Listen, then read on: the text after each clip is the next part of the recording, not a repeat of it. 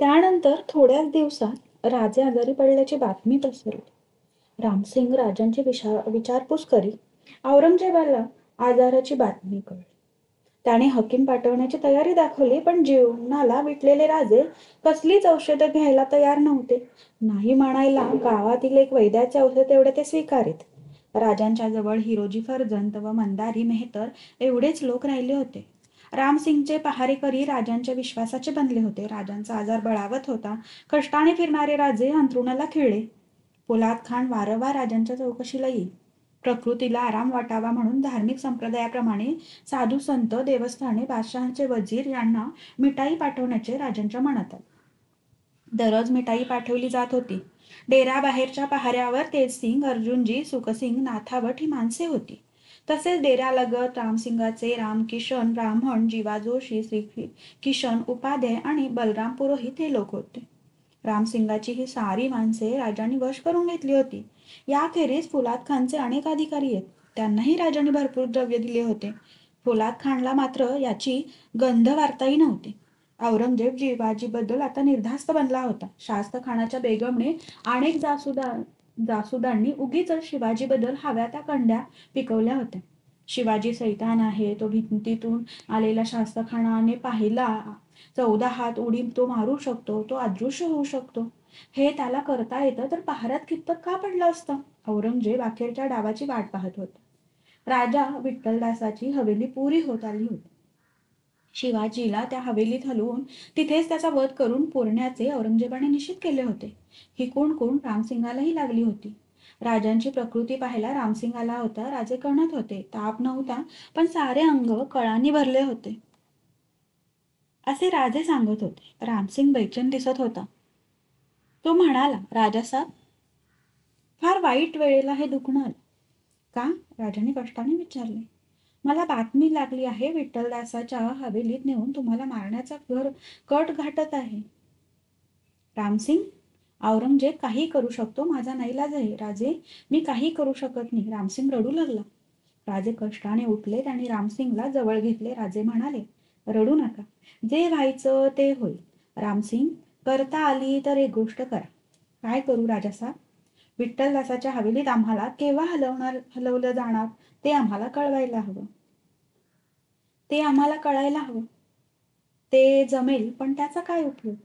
निदान घरच्या माणसांना निरोप तरी सांगता येतील. रामसिंग, संभाजीवर लक्ष ठेवा. त्याची काळजी करू नका राजे. आता ते माझ्या सवयीचं झालं आहे. दरबारचे रिवाज देखील त्यांच्या अंगवळणी पडले आहेत. राजासाहेब, जेव्हा तुम्हाला हलवायचं ठरेल तेव्हा मीही आपल्याला भेटू शकणार नाही. मी असं करीन. रामसिंगने थोडा विचार केला आणि तो म्हणाला, मी त्या दिवशी फुलाद खानाकडून निरोप पाठवीन की तुम्ही माझ्याकडे येऊ नका. बादशहाने बंदी केली आहे. ज्या दिवशी असा निरोप येईल त्याच्या दुसऱ्या दिवशी तुम्हाला हलवलं जाणार, हे निश्चित समजा. यापेक्षा मला जास्त सांगता येत नाही. रामसिंग राजांचा निरोप घेऊन गेला. राजे स्वस्थ पडून राहिले. मदारी, हिरोजी, रामकिशन, जीवा जोशी मिठाईचे पेटारे भरण्यासाठी आत आले. राजांनी हिरोजीला निरोप सांगितला. हिरोजी गडबडीने बाहेर गेला. मिठाईच्या टोपल्यात भरीत असलेला मदारी म्हणाला, महाराज, अशी मिठाई आपल्याकडे होत नाही. खरं आहे मदारी, ही मिठाई राजगडला पोहोचायला हवी. तितके दिवस टिकेल? रामकिशन म्हणाला, महिनाभर ठेवली तरी बिघडत नाही. एकलेच मदारी, मिठाई हवे तितके दिवस टिकते, फक्त पाठवता आली पाहिजे. 15-16 वर्षाचं पोर मदारी, पण हुशार खरा. त्याला आपलं हसू लपवता आलं नाही. टोपला तयार झाला. रंगीत दांड्यांना अडकवून एक एक टोपली दोघा सेवकांच्या खांद्यावरून डेऱ्याबाहेर गेली. फुलाद खानाच्या पहाऱ्यावर टोपल्यांची कसून झडती झाली आणि टोपल्या बाहेर गेल्या. त्यातलं एकही टोपली खुद्द फुलाद खानलाच पाठवली होती. दुसऱ्या दिवशी सकाळी कप कलश राजांच्या भेटीला आल्याची वर्दी आली. राजांनी कप कलशाची भेट घेतली. डोक्याला भगवा रुमाल, कपाळी गंध, गोरी पाण, उंचीपुरी अशी कप कलशची मूर्ती त्याच्या बुद्धिमत्तेची तेज दाखवित होती. राजे बराच वेळ कलश बरोबर बोलत होते. राजांचे लक्ष दाराशी गेले. डेऱ्याच्या आतल्या द्वारी फुलाद खान उभा होता. राजांनी पलंगावरूनच हाक दिली, या फुलाद खान. फुलाद खान आत येत म्हणाला, राजासाहेब, आपल्या मिठाईबद्दल शुक्रिया अदा करण्यासाठी मी आलो होतो. बसा ना, त्यात आभार कसले. हे कप कलश काशीचे दशग्रंथी ब्राह्मण कुंडली चांगली जाणतात. आमच्या प्रकृतीला आराम केव्हा पडेल हे आम्ही विचारित आहोत. फुलाद खान हसून म्हणाला, राजासाहेब, त्यापेक्षा आपली सुटका केव्हा होईल हे का विचारित नाही?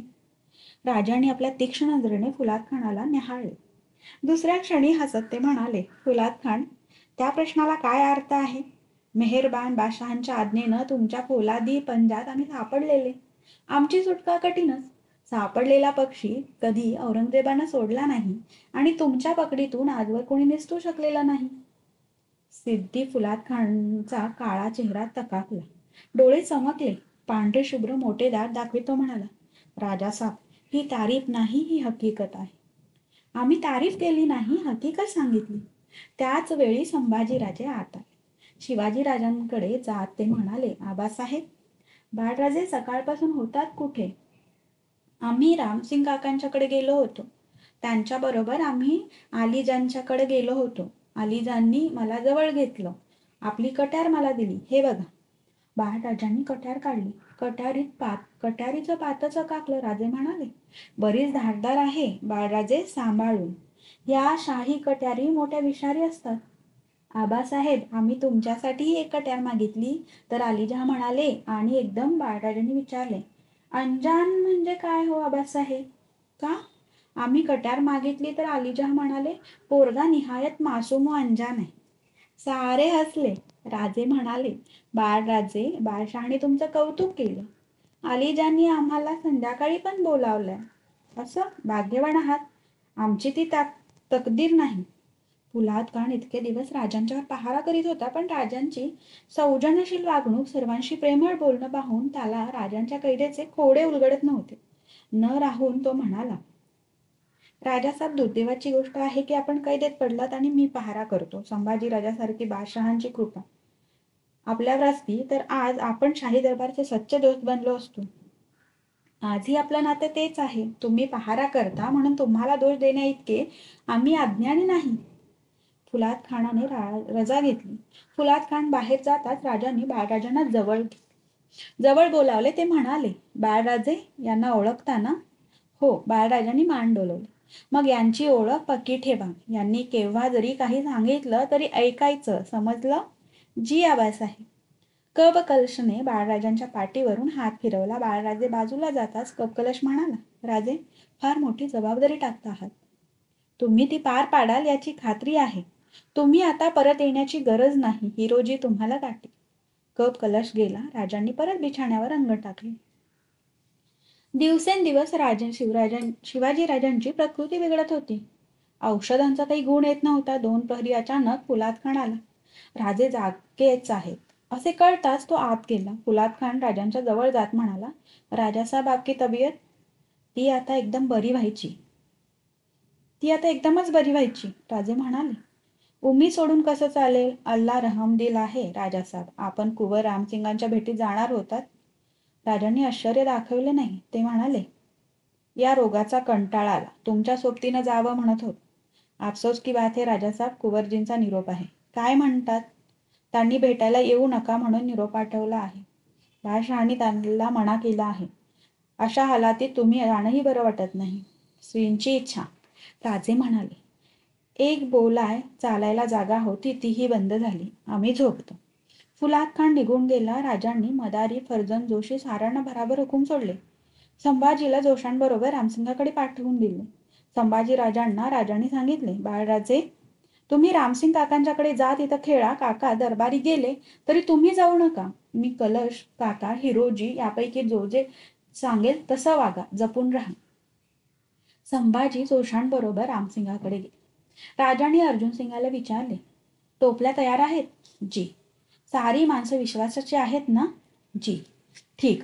अर्जुन सिंग, तुम्ही गावापर्यंत आम्हाला सोबत करायचे. पुढचं आमचं आम्ही पाहून घेऊ. कारागिराला आत बोलवा. अर्जुन सिंगाने मान डोलवली. अर्जुन सिंग एका माणसाला घेऊन आत आला. तो पेटारे नेणाऱ्यांपैकीच एक कहार होता. अर्जुन सिंग म्हणाला, हा बहिरा आणि मुका आहे. राजे आसनावर बसले. राजांची दाढी होत असता हिरोजी राजांचे कपडे चढवीत होते. राजांची दाढी झाली. राजे उठले. हिरोजी राजांच्या कपड्यात उभा होता. दुरून पाहिले तर कोणाला संशय येणे शक्य नव्हते. राजांनी आपल्या हातातले कडे आणि कानातले चौकडे उतरवून त्याच्या हाती दिले. हिरोजी राजांच्या बिछाण्यावर झोपला. राजांनी भरभर याचा वेश केला. कानात कडी अडकवली, डोक्याला गोल पागोटे चढवले. राजांच्या रूपात आमूलाग्र बदल झाला. राजांनी हिरोजीला सूचना दिल्या होत्या. मदारीच्या पाठीवरून हात फिरवला. मदारी हिरोजीचे पाय चेपू लागला. हिरोजी कुजबुजला. राजे जपा. राजांनी हिरोजीचा हात दाबला. ते सिंगाला संभाजीला आणण्यासाठी पाठवले आणि राजे मिठाईच्या टोपल्यात नेण्यासाठी गोळा झालेल्या भोयांच्या जागी बसले. सूर्य मावळला. पहारे बदलण्याची गडबड सुरू झाली. अर्जुन सिंगाने राजांना खुणावले. पुढे 2 पेटारे सोडून 3ऱ्या पेटाऱ्याला मागच्या बाजूला राजांनी खांदा दिला. पाठीमागे मिठाईचे 2 पेटारे होते. एक एक पेटारा बाहेर पडत होता. राजे मागोमाग बाहेर पडले. पहाऱ्यावर पेटारे अडवले गेले. मिठाईच्या टोपल्यांची झाकणे उघडून बघितली जात होती. सर्व टोपल्या तपासून झाल्यावर पेटारे बाहेर पडले. जपजप पावले टाकीत पेटारे जात होते. अग्रभागी अर्जुनसिंग चालत होता. काळोख पडू लागला होता. पेटारे बाजारपेठेनजीक एका अरुंद रस्त्यावर आले आणि कानावर आवाज आला. सूरत से किरत बड़ी बिना पंख उड़ जाए, सूरत तो जाती रही किरत कबहू न जाए, रहम बंदा परवर रहम करू. राजांनी पाहिले एक फकीर रस्त्यावर बसला होता. त्याच्याजवळ एक भोई उभा होता. राजांनी डाव्या हाती धरलेला रुपया कटोऱ्यावर भिरकावला. पेटारे पुढे गेले. तोच मागून भोई आला. राजांच्या बरोबर चालू लागला. त्यानेही नकळत राजांच्या मागे उभे राहून दांडीला खांदा दिला. राजे अलगद बाजूला झाले. राजे पेटारे दिसेनासे होईपर्यंत रस्त्यावर उभे होते. मागून आवाज आला, लवकर चला.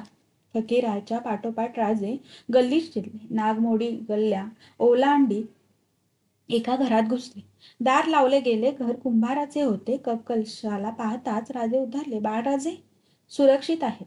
एव्हाना ते आग्र्याबाहेर गेले असतील. कलश म्हणाला.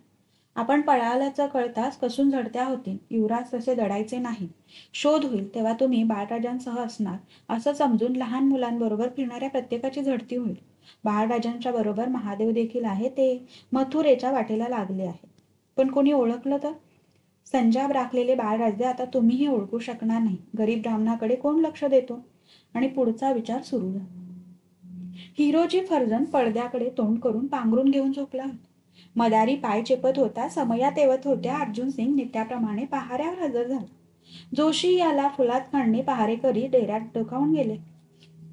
फुलाद खानचे पहारेकरी डेऱ्यात डोकावून गेले. राजे झोपले होते. मदारी पाय चेपित होता. उशांच्या मंचकावर जिरेटोप तलवार दिसत होती. रात्र चढत होती. राजांनी जेवणही नाकारले होते. कण्याचा आवाज ऐकू येत होता.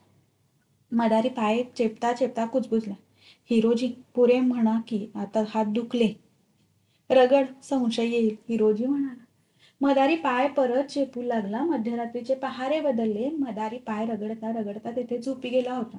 भला पहाटे हिरोजीने मदारीला जागे केले. मदारीने डोळे उघडले. हिरोजी म्हणाला, उठ. हिरोजी चटकन पलंगाखाली आला. त्याने राजांचे कपडे बदलले.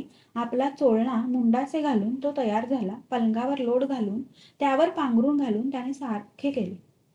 कुणालाही वाटावे की डोक्यावर पांघरून घेऊन राजे झोपलेत. पलंगा शेजारी मदारी हिरोजी गुडघ्यात मान घालून बसले. पहाटेचा अधिकारी आत डोकावला. तो काही बोलणार तोच हिरोजीने ओटावर बोट ठेवले. झोप लागल्याची खूण केली. थोड्या वेळाने दोघे उठले आणि डेऱ्याबाहेर पडले. बाहेरच्या पहारेकऱ्याला हिरोजी म्हणाला, राजांना रात्रभर झोप नाही. पहाटे नुकताच डोळा लागला आहे. शिर दुखत आहे. राजे उठायच्या आत औषध घेऊन येतो. राजांना त्रास देऊ नका. दोघे छावणीबाहेर पडले. दिवस उगवला पण डेऱ्यात पुरी सामसूम. राजांच्या वागणुकीने सारेच राजांच्या काळजीचे बनले होते. कोणी आले तरी राजांना रात्रभर झोप नाही. राजे नुकतेच झोपलेत असे सांगितले जाई. राजे झोपल्याचे पाहून अधिकारी निघून जाई. सूर्य चढू लागला. राजे उठत नव्हते, कळत नव्हते. पहारेकरी अस्वस्थ होऊ लागले. त्यांना काही कळेना. औषध आणायला गेलेले राजांचे नोकर, त्यांचाही कुठे पत्ता नव्हता. सूर्य डोक्यावर आला तसा पहारेकऱ्यांचा धीर सुटला. त्याने फुलाद खानाला ही वर्दी दिली. फुलाद खानाचा विश्वास बसेना. तो तसा डेऱ्यात आला. राजे झोपले होते. उशाला राजांचा जिरोटोप, तलवार तशीच होती. त्याला हायसे वाटले. सावकाश तो बिछाणाजवळ आला. त्याने हलक्या आवाजात हाक दिली. राजासाहेब. काही उत्तर नाही. राजासाहेब. सारे शांत. फुलाद नजीक गेला आणि त्याने खसकण पांघरून ओढले. आकाश कोसळले होते. ताटरलेल्या डोळ्यांनी फुलाद बिछाण्यावरच्या लोड दुलई गिरद्या पाहत होता. फुलाचे दात करकरत होत वाजले. एकदम तो ओरडला, या अल्ला चैतान भाग गया. संतापलेला फुलाद पहारेकऱ्यांवर गेदा फेकीत होता, लाथा मारीत होता. फुलाद भानावर येताच रामसिंगकडे गेला. रामसिंगाला आश्चर्याचा धक्का बसला. दोघांच्याही माना पुऱ्या सापडल्या होत्या. रामसिंग तडक दरबारी गेला.